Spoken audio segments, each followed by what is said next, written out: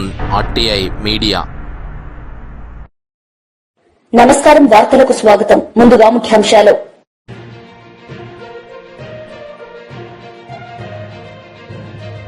గంగాధర నెల్లూరు నియోజకవర్గ పార్టీ నేతలు కార్యకర్తలతో ముఖ్యమంత్రి సమావేశం.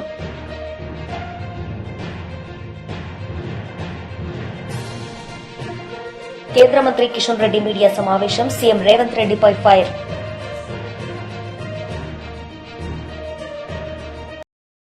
గంగాధర నెల్లూరు నియోజకవర్గ పార్టీ నేతలు కార్యకర్తలతో ముఖ్యమంత్రి సమావేశం నిర్వహించారు. ఈ సందర్భంగా ఆయన ప్రసంగించారు. పోటీకి అర్హుడిని లేవు, నేను కూడా అర్హుడిని కాదు, ఆ సిద్ధాంతం తీసుకొస్తున్నా. మీ ఎమ్మెల్యేగా ఉండాలంటే ఒక పేజీని అడాప్ట్ చేసుకొని ఆ 60 మందిని 120 మందిని ఆయన బాగు చేసే పరిస్థితి రావాలి. అంటే గ్రాస్ రూట్ రిలేషన్స్ తెలియాలి. అదే సమయంలో రాష్ట్రంలో ఉండే ముఖ్యమైన నాయకత్వం అంతా బూత్ కమిటీ కానీ, యూనిట్ కమిటీ కానీ, క్లస్టర్ కమిటీ కానీ కన్వీనర్గా ఉండాలి. ఇక్కడ పర్ఫార్మెన్స్ ఉంటేనే ఆయనకు పదవి. పోటీ ఎమ్మెల్యేగానే చేయాలి, ఎంపీగానే చేయాలి, లేకపోతే ఒక దానికి ఆయన ఇన్ఛార్జిగానే ఉండాలి. వాళ్ళ బాధ్యత ఏంటి? అక్కడి నుంచి పంచాయత్, మండల్, జిల్లా, కాన్స్టిట్యున్సీ, రాష్ట్రం అంతా వరకు వాళ్ళందరూ అక్కడ కూడా ఉండొచ్చు. డబుల్ పొజిషన్ అంటే 3 పొజిషన్లు ఉంటాయి పార్టీలో. ఒకటి కంపల్సరీగా కేఎస్ఎస్లో ఉండాలి, 2 క్యూబ్స్లో కంపల్సరీగా అడాప్ట్ చేసుకోవాలి. ఎమ్మెల్యేలు, ఎంపీలు మాత్రం కేఎస్లు ఉంటే చాలు. మూడవది, ఎవరైనా సరే ఇమేజ్ కోసం పంచాయత్, మండల్, కాన్స్టిట్యున్సీ, రాష్ట్రం ఉంటారు. వీళ్ళకే, పార్టీకి సేవ చేసిన వాళ్ళకే గవర్నమెంట్ లో ప్రాధాన్యత ఉంటుంది. దాంట్లో ఎక్కడ సెకండ్ థాట్ లేదు. ఇక్కడికి వచ్చినప్పుడు నేను మొత్తం ఎమ్మెల్యేలు కానీ, నేను కానీ అందరం కూడా ప్రజలతో మమేకం అవుతా ఉంటాం. ఇక్కడ కూడా ప్రజా దర్బార్ పెట్టాం.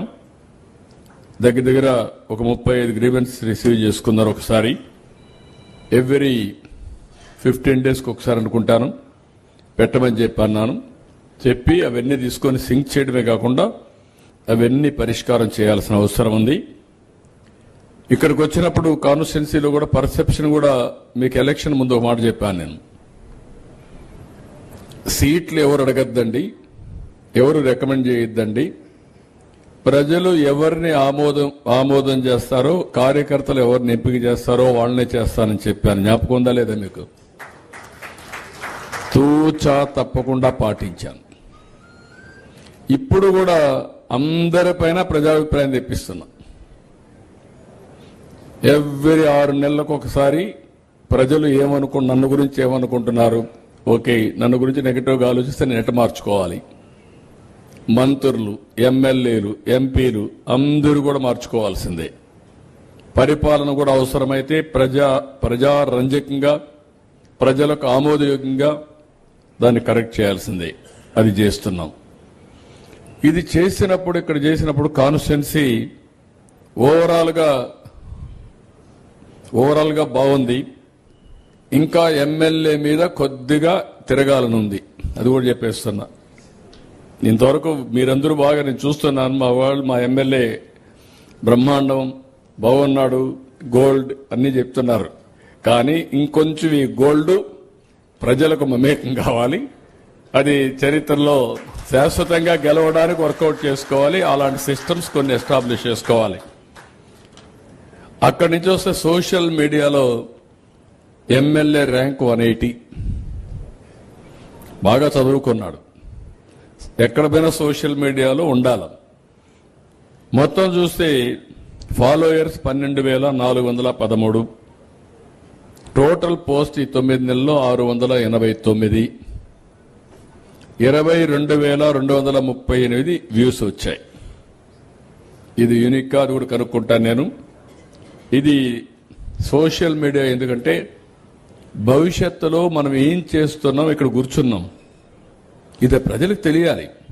ఎందుకు కూర్చున్నాం, ఇక్కడ ఏ సమస్యలు డిస్కస్ చేస్తున్నాం, మనం ఏ సమస్యలు పరిష్కారం చేశాం, ఇది అనునిత్యం స్టేక్ హోల్డర్స్ మనం చెప్పాల్సిన అవసరం ఉంది. అది చెప్పాలంటే సోషల్ మీడియా భవిష్యత్తులో ఏకైక ఆయుధం. అది ఆ విషయం మీరు గుర్తుపెట్టుకోవాలి. ఎందుకంటే ఒకప్పుడు సోషల్ మీడియాకు ఇంత యాక్సెప్టెన్స్ లేదు. ఇప్పుడు ట్రూత్తో గాని కరెక్ట్గా పెట్టగలిగితే సోషల్ మీడియాకి చాలా వరకు పెనిట్రేట్ అవుతుంది. ప్రజల్లో కూడా విశ్వాసం పెరుగుతుంది. దాన్ని మీరు వర్కౌట్ చేయాల్సిన అవసరం ఉంది. యూట్యూబ్ అయితే కేంద్ర మంత్రి కిషన్ రెడ్డి మీడియా సమావేశం నిర్వహించారు. ఈ సందర్భంగా పలు అంశాలపై ఆయన మాట్లాడారు.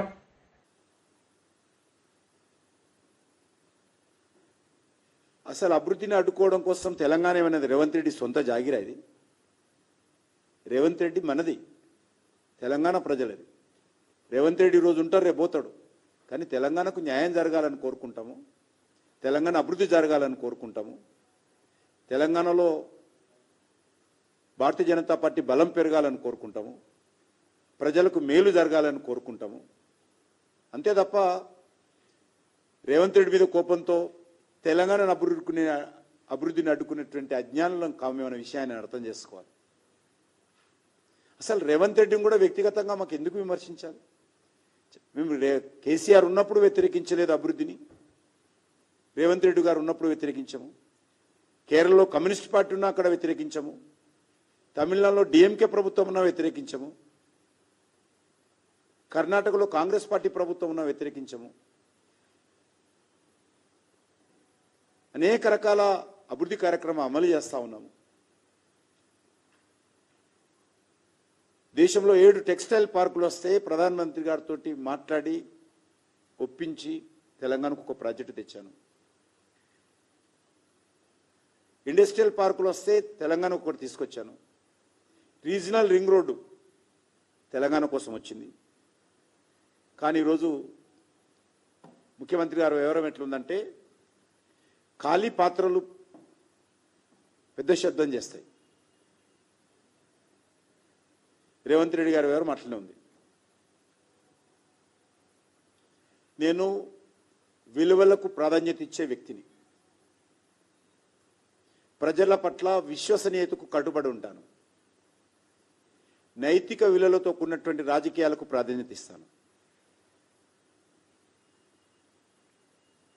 అంతే తప్ప ప్రాజెక్టులు అడ్డుకోవడము ఇతరత్రో ఊహించడం కూడా కష్టం.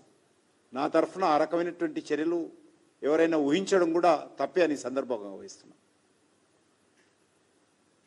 అదే కాకుండా చిన్నప్పటి నుంచి కూడా ఒక సిద్ధాంతానికి కట్టుబడినటువంటి వ్యక్తిని కాబట్టి ఈ తాటాకు చప్పులకు భయపడే వ్యక్తిని కూడా కాదు. నేను తప్పు చేయనప్పుడు అసలే భయపడను. తప్పు జరిగితే ఒకవేళ పొరపాటున విధానం మార్చుకుంటాను తప్ప వైఫల్యాలను, అవాస్తవాలను, అసమర్థతను నా మీద రుద్దితే అది మంచిది కాదు. నా మీద రుద్ది తప్పించుకునేటువంటి కుట్ర రేవంత్ రెడ్డి గారు తన వైఫల్యాల నుంచి చేస్తా ఉన్నారు. నేను కానీ మా పార్టీ కానీ మేము గత పార్లమెంట్ ఎన్నికల్లో ఈరోజు దేశంలో అధికారంలో ఉన్నాం కాబట్టి ఏవైతే దేశ ప్రజలకు హామీ ఇచ్చామో దానికి కట్టుబడి ఉండి ప్రతి ఒక్కొక్క హామీ అమలు చేయాల్సినటువంటి బాధ్యత మాది. అమలు చేసి చూపిస్తాం, చేస్తూ ఉన్నాం. హామీల కట్టుబడి పనిచేస్తామని కూడా మనం చేస్తా ఉన్నాం.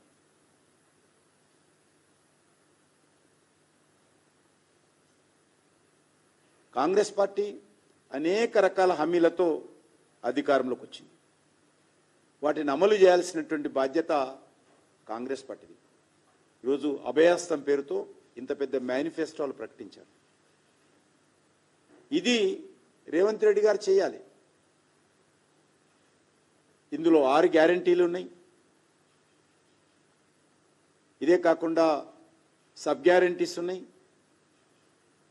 ఇవి అమలు చేయాలి ఆయన. ఇది వదిలిపెట్టి ఈరోజు రాష్ట్రంలో నిరుద్యోగులకు నిరుద్యోగ భృతి వదిలిపెట్టి కేంద్రంలో నా మీద ఆరోపణలు చేస్తా ఉన్నారు. మహిళలకు ఇవ్వాల్సినటువంటి నెలకు 2,500 రూపాయలు వదిలిపెట్టి ఇతర విషయాల్లో దాడులు చేస్తా ఉన్నా నా మీద. డిసెంబర్ 24 లోపల 2 లక్షల ఉద్యోగాలు భర్తీ చేస్తానని హామీ ఇచ్చింది. వైఎస్ఆర్సీపీ ఎంప్లాయీస్ మరియు pensioners wing state president Nalamaru Chandrasekhar Reddy press meet నిర్వహించారు. ఈ సందర్భంగా పలు అంశాలపై ఆయన మాట్లాడారు. మరి ఎన్నికల సందర్భంగా ఇచ్చినటువంటి హామీలతో చూస్తే మొదటగా సిపిఎస్ విధానంలో ఉన్నటువంటి ఉద్యోగస్తులని, అదేవిధంగా సిపిఎస్ను జిపిఎస్ను పునఃసమీక్షించి ఒక ఆమోదయోగ్యమైనటువంటి పరిష్కారాన్ని మేము చేస్తామని చెప్పేసి ఎన్నికల సమయంలో చెప్పడం, దాని ఊసే నేను ఎత్తట్లా. ఆ బడ్జెట్లో దాని గురించి ఎక్కడ ఈ సిపిఎస్ కానీ సిపిఎస్లో ఉంచుతామా, లేకపోతే గవర్నమెంట్ ఆఫ్ ఇండియా ఈ మధ్యన యూనిఫైడ్ పెన్షన్ స్కీమ్ అనేది ఒకటి తీసుకొచ్చింది, మరి దాంట్లో ఉంచుతారా, లేకపోతే సిపిఎస్ను రద్దు చేసి ఓల్డ్ పెన్షన్ స్కీమ్లోకి దాదాపుగా ఈ రోజున రాష్ట్రంలో 3 లక్షల పైగా ఈ యొక్క సిపిఎస్ స్కీమ్లో ఉన్నటువంటి ఉద్యోగస్తులందరూ కూడా బడ్జెట్ వస్తుంది, ఈ రోజు మా గురించి ఏదో చెబుతారు అని ఎదురు చూసి నిన్నంతా కూడా నిరుత్సాహానికి గురైనటువంటి సంఘటన. మరి దాంతోపాటు ఉద్యోగులకు మెరుగైనటువంటి పిఆర్సీని మేము ఇస్తాం మేము గెలిస్తే అని చెప్పి ఎన్నికల సమయంలో మరి వాగ్దానాలు చేసి మేనిఫెస్టోలో చెప్పి ఉద్యోగులను మభ్యపెట్టి ఓట్లు వేయించుకొని గెలిచిన తర్వాత అసలు ఆ పిఆర్సీ గురించి 9 నెలలు గడిచిపోయింది. ఇప్పటికీ 9 నెలలు అయినా కూడా పే రివిజన్ కమిషన్ని అపాయింట్ చేయాల. అపాయింట్ చేస్తే దాని గురించి మరి బడ్జెట్లో ఏమన్నా పెట్టారా అంటే బడ్జెట్లో పెడతారు, పిఆర్సీ మనకు వస్తుంది అని ఎదురు చూస్తున్నటువంటి ఉద్యోగ వర్గం అంతా కూడా విస్మయానికి గురయ్యారు. నిన్న చూస్తూ ఉంటే ఎక్కడా కూడా ఆ పిఆర్సీ అనే మాట ఎత్తలేదు. అంటే మీరు పిఆర్సీని అపాయింట్ చేస్తారా, లేకపోతే అసలు చెయ్యరా, పిఆర్సీ ఇస్తారా? మరి ఎన్నికల సమయంలో మీరు చెప్పినటువంటి మేనిఫెస్టోలో విషయంలో ఏమైనాయి అని చెప్పేసి కూడా ఈ రోజున ఉద్యోగులంతా కూడా ప్రశ్నిస్తున్నారు అని చెప్పేసి కూడా నేను ఈ సందర్భంగా తెలియజేస్తున్నా. ఆ యొక్క బడ్జెట్లో దీని ప్రస్తావన లేకపోవడం అనేది మమ్మల్ని చాలా బాధించింది అని చెప్పేసి కూడా నేను ఈ సందర్భంగా తెలియజేస్తా ఉన్నాను. అదేవిధంగా మధ్యంతర భృతి, ప్రభుత్వం వచ్చిన వెంటనే మేము మధ్యంతర భృతిని ఇస్తామని చెప్పారు, దానికి ఊసే లేదు. దానికి సంబంధించి కూడా బడ్జెట్లో ఎక్కడ కూడా ఈ యొక్క మధ్యంతర భృతి ఉద్యోగస్తులకు సంబంధించి అసలు ఉద్యోగస్తులకు సంబంధించి ఏ విషయమూ మెన్షన్ చేయలేదు.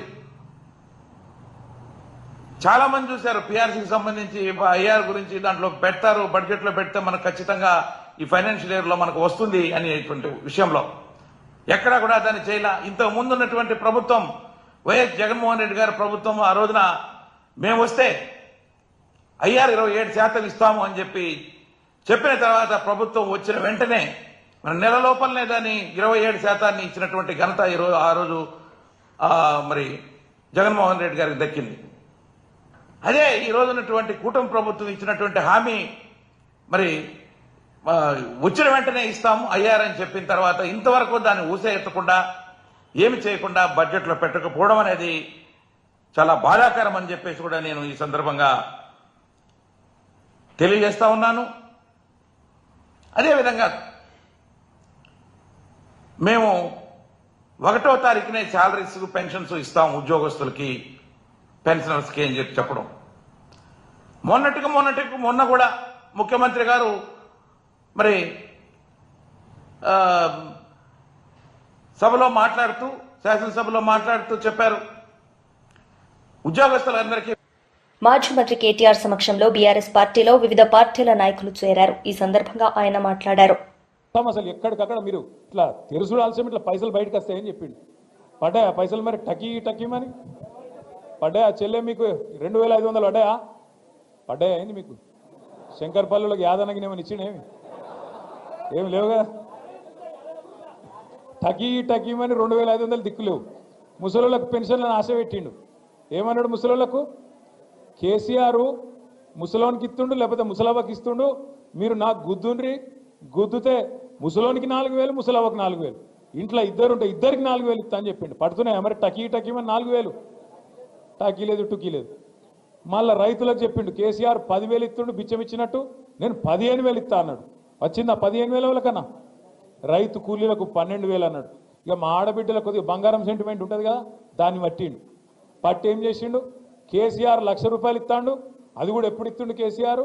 పిల్లలు పుట్టినకి ఇస్తుండు. మీరు నాకు ఓటెత్తే లగ్న పత్రిక పెట్టుకోగానే తులం బంగారం ఇస్తా అని చెప్పిండు. వచ్చిందా తులం బంగారం వాళ్ళకన్నా? తులం బంగారం మరి బంగారం షాపులో నమ్ముతలేరా?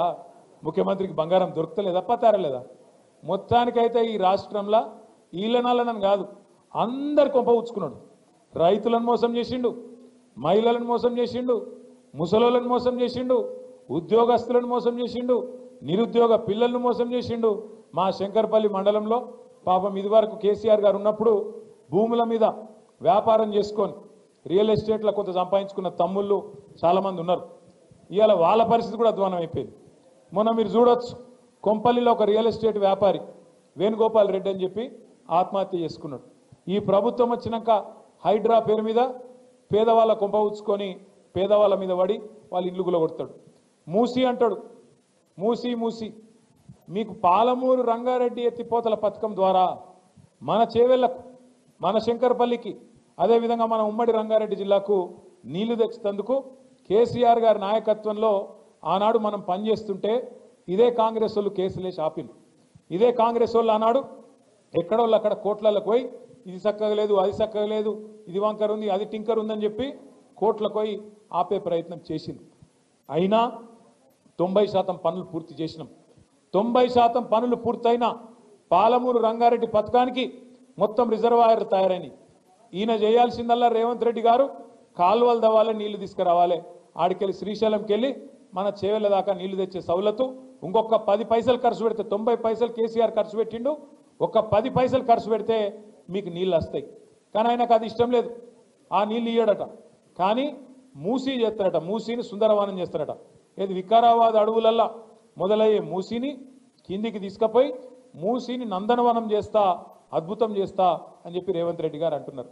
నేను అడుగుతా ఉన్నా, మూసీతోని పారే ఎకరాలెన్ని, మూసీతోని సాగయ్యే ఎకరాలెన్ని, దాంతో బాగయ్యే రైతులు ఎంతమంది, మూసీ వల్ల సృష్టించే సంపద ఎంత, దీనివల్ల ఏం జరుగుతుంది, ఈ రాష్ట్రానికి ఈ నగరానికి లాభం ఏంది అంటే సమాధానం చెప్పడు. ఎందుకంటే ఆయనకు స్పష్టత ఉంది. 90 పైసలు ఆల్రెడీ అక్కడ ఖర్చు పెట్టినాం పాలమూరు రంగారెడ్డి పోతల పథకంలో. అది పూర్తి చేస్తే కూడా రేవంత్ రెడ్డికి పైసలు రావు, కమిషన్లు దొరికాయి.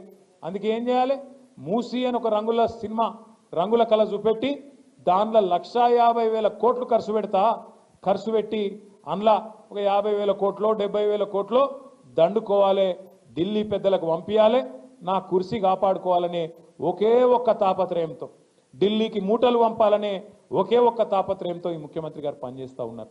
ఆలోచన చేయండి మీరు దయచేసి.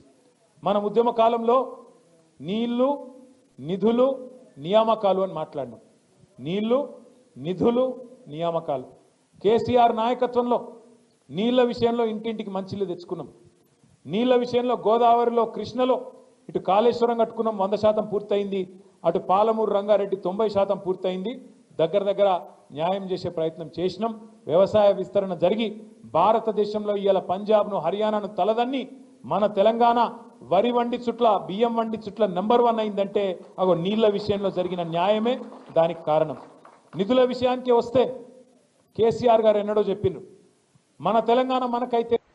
జనసేన ఆవిర్భావ సభ నిర్వహణ కమిటీలతో నాదెండ్ల మనోహర్ సమావేశం నిర్వహించారు. ఈ సందర్భంగా ఆయన పలు సూచనలు చేశారు. లీడర్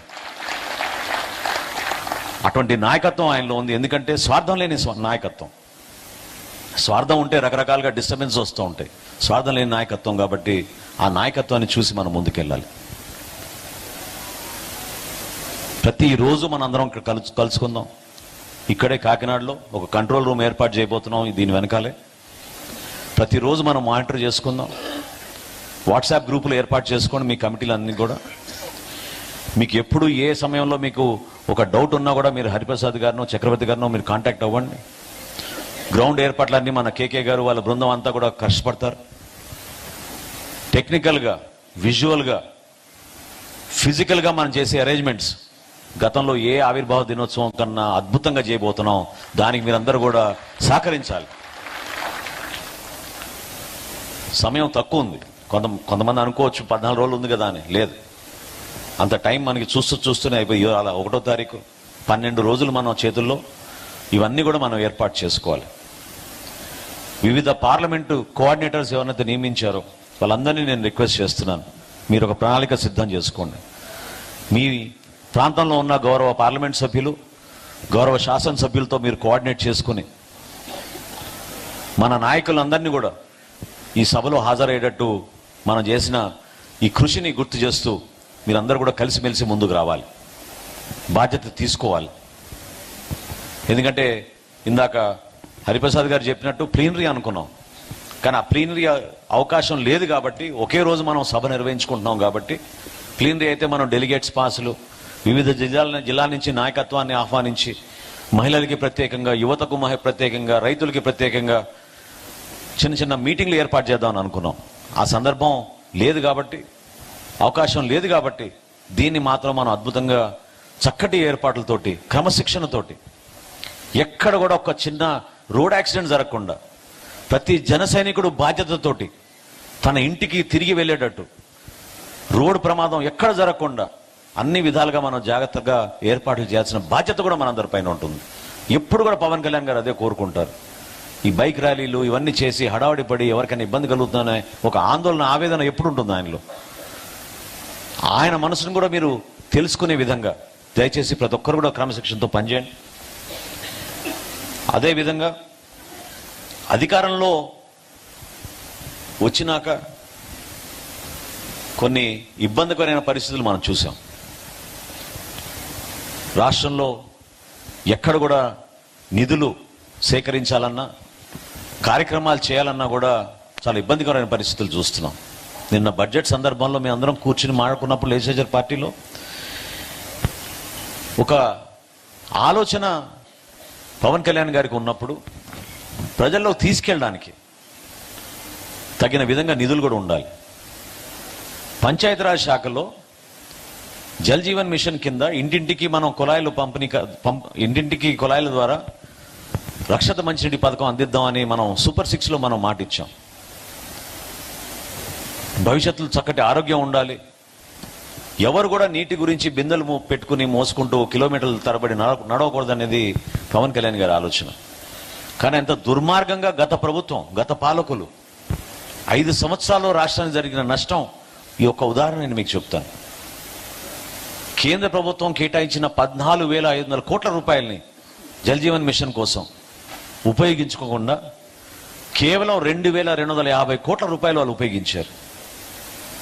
ఆ కార్యక్రమమే ఈ సంవత్సరానికి ముగిసిపోతుంటే పవన్ కళ్యాణ్ గారు, చంద్రబాబు నాయుడు గారు మన ఢిల్లీకి వెళ్ళినప్పుడు ప్రధానమంత్రి గారిని, కేంద్ర మంత్రి గారిని అభ్యర్థించి ఇది చాలా అవసరం మాకు, సూపర్ 6లో మనం మేనిఫెస్టోలో కమిట్మెంట్ చేశాం, దీన్ని ప్రజల్లో తీసుకెళ్లాలని ఆ రోజు రిక్వెస్ట్ చేస్తే మరొక 4 సంవత్సరాలు వాళ్ళు పొడిగిచ్చారు.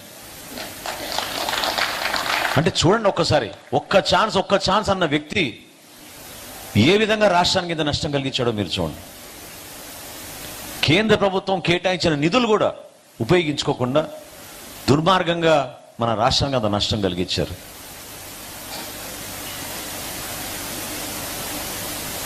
పెద్దలు మాజీ మంత్రి శ్రీనివాస్ గౌడ్ మీడియా సమావేశం నిర్వహించారు. ఈ సందర్భంగా ఆయన మాట్లాడారు.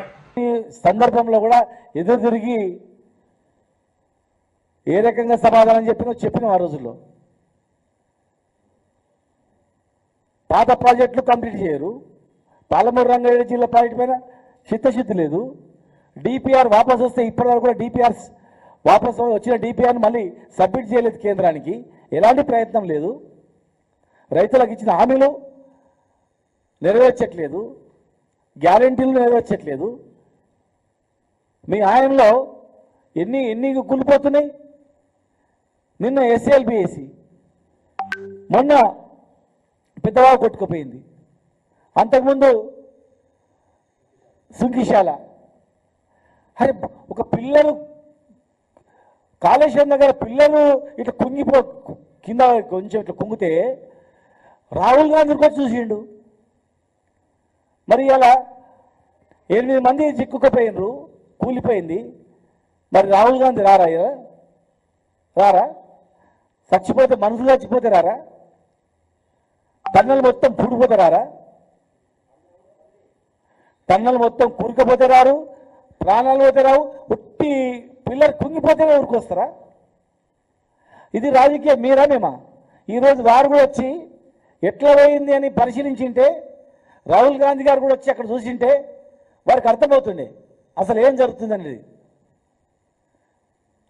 అందుకే మేము అడుగుతా ఉన్నాం, పర్యటించండి. ఎలక్షన్ ముందట్లయితే పర్యటించిన రాహుల్ గాంధీ గారు తెలంగాణలో పర్యటించండి. వరంగల్ వస్తామన్నారు మొన్న, వచ్చింటే బాగుండేది. మీరు ఎక్కడెక్కడైతే ఏ హామీలు ఇచ్చిపోయినరో, ఎక్కడెక్కడైతే మీరు వచ్చి ప్రసంగాలు చేసిపోయినరో, మీరు ఆ ప్రాంతాలు వచ్చి పరిశీలించారు, తిరగండి. మీ ప్రభుత్వం కదా, ఆ రోజు అంటే మేము అడ్డుకుంటామని చెప్పి ఉండొచ్చు, ఈరోజు మీ ప్రభుత్వమే కదా. సోనియా గాంధీ గారు ఎక్కడైతే మాట్లాడిపోయిందో ఆ ప్రాంతాన్ని పరిశీలించండి. కనీసం ప్రియాంక గాంధీ ఎక్కడైతే వచ్చి ఆమె మాట్లాడిపోయిందో ఆ ప్రాంతంలో పర్యటన చేసి ఆ ప్రాంత ప్రజలతో అడగండి, మీరు ఇచ్చిన హామీలు ఏమైంది, తెలంగాణ ఏమవుతుంది, ఎక్కడికి పోతుంది, ఎక్కడున్న తెలంగాణ గ్రాఫ్ ఎక్కడ పడిపోతుంది. మీరు మాట్లాడినప్పుడు తెలంగాణ ఏ గ్రాఫ్లో ఉండే, ఇవాళ మీరు గవర్నమెంట్ వచ్చిన 15 ఏళ్ళ తర్వాత ఈ తెలంగాణలో ఎక్కడ ఉంది? కేవలం మీరు మాట్లాడిన అంశాలు, మీరు మాట్లాడించినటువంటి హామీల మీదనే మీరు ఒకసారి పర్యవేక్షించుకోండి. ఇది పద్ధత అనేది. హరీష్ రావు గారు కాళేశ్వరం ప్రాజెక్టు గురించి వైసీపీ లీడర్ మాజీ ఎంపీ మార్గాని భరత్ మీడియా సమావేశం నిర్వహించారు. ఈ సందర్భంగా ఆయన మాట్లాడారు. గొప్పగా చేశాడు, అది పురాణం, ఓకే, బాగానే ఉంది. ఆయన చెప్పిన అంశం ఏంటంటే సామాన్యుడు సంక్షేమమే తన సంక్షేమంగా భావించాడు చంద్రగుప్త మౌర్యుడు అని చెప్తా ఉన్నాడు. నేను ఇవాళ అడుగుతా ఉన్నా, ఇవాళ మీరు 2వ సంవత్సరం బడ్జెట్ మీరు ప్రవేశపెడతా ఉన్నారు కదా, మరి సామాన్యుడి యొక్క సంక్షేమము మీరు సూపర్ 6 హామీలు కదా ఇచ్చారు. సూపర్ 6 హామీలకి నిమిత్తము మీరు బడ్జెట్లో ఎందుకు ప్రవేశపెట్టలేదు అని నేను ఇవాళ సూటిగా ప్రశ్నిస్తా ఉన్నాను ప్రభుత్వాన్ని. ఇప్పుడు మీరు సూపర్ 6 హామీలు 6 హామీలు అని చెప్పి ప్రతి ఇంటింటికి కూడా వెళ్ళి ఊదరగట్టారు. ఏమని చెప్పుకున్నారండి ఆయన? ప్రతి ఇంటింటికి కూడా వెళ్ళి ఏమని చెప్పాడనంటే, రైతులకి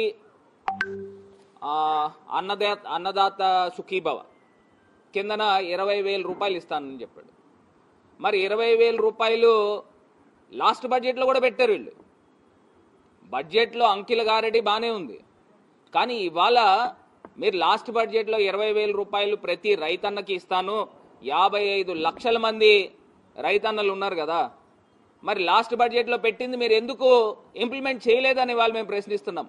రాష్ట్రంలోని ఇండస్ట్రియల్ ట్రైనింగ్ ఇన్స్టిట్యూట్స్ ను అడ్వాన్స్ టెక్నాలజీ సెంటర్లుగా తీర్చిదిద్దుతున్న పనుల పురోగతిపై ముఖ్యమంత్రి రేవంత్ రెడ్డి గారు ఆరా తీశారు. టాటా టెక్నాలజీస్ సహకారంతో ఐటీఐలను ఏటీసీలుగా ఆఫ్ గ్రాడ్యుయేషన్ పనులపై ముఖ్యమంత్రి గారు కార్మిక శాఖ ఉన్నత స్థాయి అధికారులతో సమావేశంలో సమీక్షించారు. వార్తలు ముగించే ముందు ముఖ్యాంశాలు మరోసారి.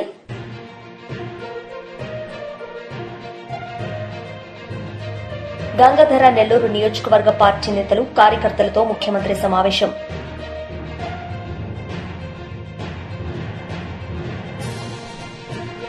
కేంద్ర మంత్రి కిషన్ రెడ్డి మీడియా సమావేశం. సీఎం రేవంత్ రెడ్డిపై ఫైర్.